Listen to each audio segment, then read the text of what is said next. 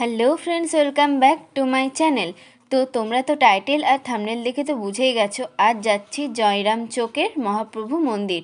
গৌড়া বাসস্ট্যান্ডের বাম দিকে রাস্তা ধরে চলে গেলাম গন্তব্যস্থলে। এই হলো মন্দির, মাঠের ধারে মন্দির, রাস্তার পাশেই। মানে এই মন্দিরের থিমটা রথের থিম করেছে। ঘোড়ায় রথ টানে, সেই রকম 6টা ঘোড়া দিয়ে রথ চালাচ্ছে।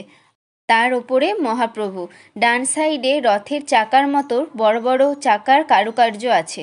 এটা হচ্ছে নিমতলা মহাপ্রভুর মন্দির। এটা নিম গাছ মন্দিরের সাথে আছে, তো তাই।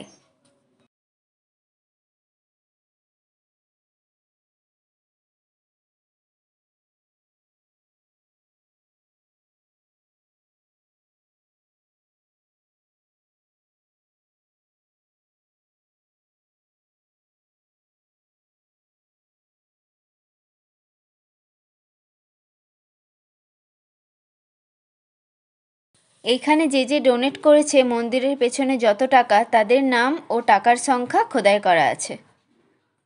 ভেতরে ছবি তোলা নিষেধ, তাই তুললাম না, আর শেয়ারও করতে পারলাম না তোমাদের সাথে। আমি আগে সেই সাগরপুরে ভিডিওটা দিয়েছিলাম, ওইখানের ভেতরটা যেই রকম সেই রকমই। আর এনাদের ব্যবহার কীরকম জানি না, আগেও কিছু মানুষের মুখে শুনেছি, আমি গিয়েও তাই দেখতে পেলাম। কিন্তু সত্যি বলতে সাগরপুর কৃষ্ণ মন্দিরের সবার প্রত্যেকের ব্যবহার কথাবার্তা খুবই ভালো। যাই হোক, আর কিছু বললাম না, বাদ দিই। তারপর চলে গেলাম শিব মন্দির। এই জলে নাকি আগে অনেক মাছ, কচ্ছপ ছিল, এখন নেই কিছুই, শুধু এই শিব। আর এই চাতালের ওপর ছাদে ওঠা যায়। এখানে শিবলিঙ্গ আছে, কিন্তু ওপরে ওঠা নিষেধ। কেন জানি না, হয়তো 1 বছর আগে এলে কচ্ছপ আর ওপরে শিবলিঙ্গ দেখা যেত। এই ঘাটটার নাম হর পার্বতী ঘাট।